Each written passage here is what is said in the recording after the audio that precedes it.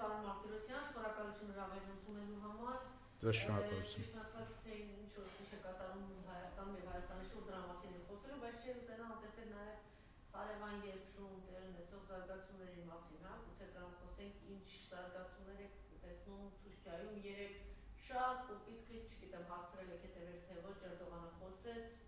ասելով, որ այսպես փողոցին ինքը իշխանություն չի տա, ուժեր կան, որ թաքնվել են երիտասարդների հետևում, իրանք կպատժվեն եւ հույս չունենան, որ իշխանություն են կարողանալու վերցնել։ Շատ խիստ գնահատական տվեց առաջին դեպքը չի, որ այսպեսին վզում է Էրդողանի նկատմամբ, մենք գիտենք, թե ինքը ինչ անզիջում է այս իմաստով, հիշեք,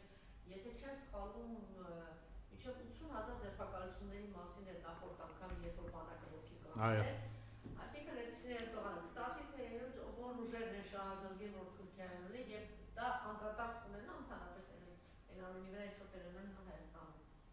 Դե անշուշտ անդրադարձ ամեն ինչ էլ ունենում, հա, ուղղակի մենք պետք է հասկանանք քանի սցենար կա, ոնց կարա զարգանա, ես ձեզ հետ համամիտեմ, որ ամենահավանական սցենարն է, որ ինքը չի զիջելու իշխանությունը, փողոցը իր դեմ, ինքը փողոցից եկած առաջնորդ է, փողոցը լավ զգում է, լավ հասկանում է եւ հասկանում է այդ իր ասած ինչ ուժեր կարող է լինեն եւ ինչպես հաղթահարել, ինչպես չզիջել իշխանությունը, բայց միևնույնն է տնտեսությունը բավականին վատ վիճակում է Թուրքիայի, դա հասկանալի է նաեւ որ երկիրը մյուս ընտրություններին ավելի բարդ ընտրություններ արի ունենալու, որովհետեւ եթե Էրդողանը դեր փորձում է իր այդ հին հեղինակության վրա ինչ որ շարունակի, դա արդեն այդ կապիտալը արդեն մարվում գնում է, ինքը պետքա փնտրի գտնի ինչ որ մեկին, որ շարունակի այդ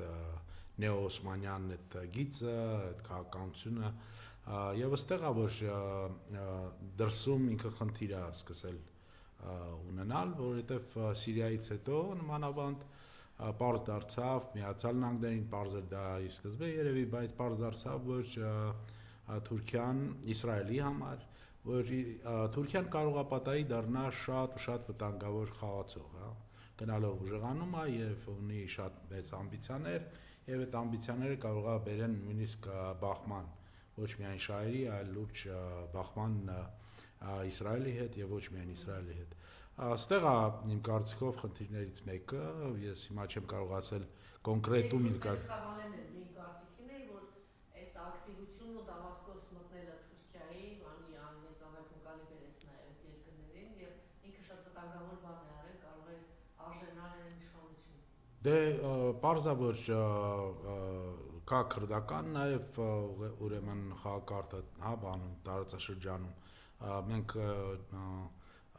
հասկանում ենք, որ Էրդողանի համար շատ կարևոր է ոչ միայն իշխանությունը պահել, այլ վերարտադրման, հա, իշխանության վերարտադրման ինչ որ մեխանիզմներ ստեղծել, որովհետև հասկանալի է, որ մյուս ընտրություններին կարող է նույնիսկ ինքը չլինի, բայց այն որ միջև մյուս ընտրություններ ինքը կմնա, եթե առողջությունը ների, ես համարյա թե չեմ կասկածում, տալիս եմ ավելի բարձր հավանականություն այդ սցենարին։ Իսկ ինչ է դա նշանակելու Հայաստանի համար, դե մեր իշխանությունները դե բոլոր մասսայական մոբիլիզացիայի ինչ որ բաներ, նայեք տեսեք Բելգրադում ինչ է տեղի ունենում, բայց արդյոք դա նույնն է ինչ որ տեղի է ունեցել ժամանակին Կիևում կամ նույնիսկ ինչ է տեղի ունեցել Բելգրադում։ Այսինքն կան տարբերություններ եւ դրանք շատ կարեւոր են։ Խոսքը օրինակ Բելգրադում հիմա ուսանողական է շարժումը այնպես է ձևավորված, որ ակնհայտ առաջնորդ ոնց որ չի երևում։ Ուսանողներ են, ակնհայտ առաջնորդ չկա ոնց որ, օգտագործեցին ինչ որ մի պահ եղավ, երբ որ վտար եղավ իրանց մոտ, հա, բանի եւ դա ոնց որ այդ համախմբման մոբիլիզացիայի պահը ոնց որ տրիգեր լիներ, սկսվեց այդ մոբիլիզացիան։ Հիմա Թուրքիայում իշխանությունների կողմից ձերբակալում, հա, տրիգերա, պարզա որ դա միակ խնդիրը չի, որ մոբիլիզացնում է բնակչությանը։ Կան տնտեսական խնդիրներ, որ երկիրը ունի, կա սոցիալական շատ լուրջ խնդիրներ ներսում եւ կա նաեւ էթնոքաղաքական, էթնոքաղաքականը լինելով քրդական խնդիրը։ Եվ կան դրսի ուժեր, որոնք որ իհարկե շատ դերակրված են, որ կամ փոխվի կամ մնա, այդտեղ էլ տարբերվում են երևի մոտեցումներով։ Էրդողանը փորձելու է իհարկե հիմնվի դրսից իրան պետք է ինչ-որ չափով լեգիտիմություն, բայց մենք տեսնում ենք, որ դա երևի Եվրոպայից չի գալու, կարողանա ինքը ստանալ դա Միացյալ Նահանգներից թե ոչ, դա կախված կլինի, թե ինչ որտեղ է ինքը աջակցելու Թրամփին, տեսեք նույնիսկ ռուս-ուկրաինական բանակցություններում ինքը փորձում է ինչ-որ մի դերակատարում մանանի, ստանձնի, մանավանդ որ Սևծովյան բանի մասին է, այս գզնական տեխնիկական բանակցությունները, այդտեղ էլ ինչ-որ ցույց տա, որ ես կարող եմ ձեզ օգտակար լինեմ, թե Ռուսաստանին, թե Միացյալ Նահանգներին, բայց դժվար թե ինքը Եվրոպայի հետ կարողանա այդ խաղը շարունակի։ Իսկ ինչ վերաբերում է մեզ, դե մեր իշխանությունները մենք տեսանք իրանք ինչ են ուզում, իրանք ուզում են իշխանությունը պահեն եւ խաղաղություն լինի, այդ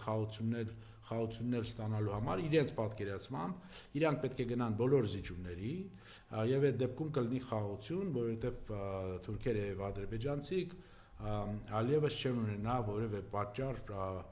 ռազմական կամ պատերազմով խնդիրներ լուծելու, բայց դա իհարկե թուրիմացություն է, որովհետև նույնիսկ եթե մենք տեսնենք, որ իշխանափոխություն է լինելու Թուրքիայում, դժվար թե Թուրքիան ով էլ գա իշխանության, փոխի իրանց մեծ հաշվով պատկերացրածը, թե երկիրը ուր է գնում, ինչպես է զարգանալու եւ այլն։ Եվ այստեղ խնդիր կա, մենք միջև չունենանք Հայաստանում իշխանություն, որը որ կշարժվի ազգային շահերով, ոչ թե իրենց քաղաքական շահով իշխանությունը պահելու, այլ ազգային շահերով։ Մենք ունենալու ենք իշխանություններ, որոնք որ միշտ փորձելու են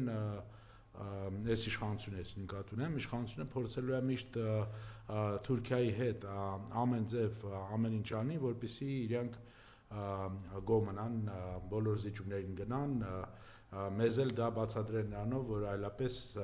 խաղաղություն չի լինի։ Իբրև խաղաղությունը լինում է, երբ որ դու գնում ես զիջումների։ Իսկ իմանալով Թուրքիայի եւ Ադրբեջանի տարբերություններ կան իհարկե, բայց ոճերը նույն շատ են նմանվում, բանակցային ոճը, դու ինչքան թույլ ես, ինչքան շատ ես զիջում, նրանք անգամ ավելի են փորձում քեզանից ստանալ։ Եվ մենք գիտենք իրենց ծրագիրը, վերջնական ծրագիրը ինչումն է։ Վերջնական ծրագիրը նրանում է, որ Հայաստանը պետքա, եթե նույնիսկ լինելու է, պետքա լինի փոքր եվրոպական կարլիկ ինչ-որ պետություն, որը ամբողջությամբ կախված է լինելու Թուրքիայից, Ադրբեջանից։ Փոքր եվրոպական բան, հանրությանը ճիշտ Չէ, ես նկատում եմ։ Լինեք, ասենք Լյուքսեմբուրգ լինեք, Չէ, բայց Լյուքսեմբուրգը կամ էլ փոքր չի եւ ազդեցություն ունի։ Ես նկատի ունեի փոքր կարլիկ, նկատի ունեի Անդորայի կամ նույնիսկ Մոնակոյի կամ ինչ-որ sense մի բան պետք է լինի, որը որ ոչ մի ազդեցություն չի ունենալու, ամբողջությամբ կախված է լինելու Ադրբեջանից եւ Թուրքիայից, դա իրենց համար կարող է պատահի եւ պարզավոր բնակչության էթնոդեմոգրաֆիան երկրի պետքա փոխվի, ադրբեջանցիք այդտեղ պետքա բնակվեն եւ այլն։ Այդպիսի խաղաղություն մեր իշխանությունների համար, եթե իրանք են ունենալու, պահելու են իշխանությունը, իրենց համար ոնց որ այդպիսի խաղաղություններ, ինքնիշխանություններ իրենց բանով պատկերացմամբ պետքա ընդունելի լինի հայ ազգի համար, բայց ես չեմ կարծում, որ դա այդպես է։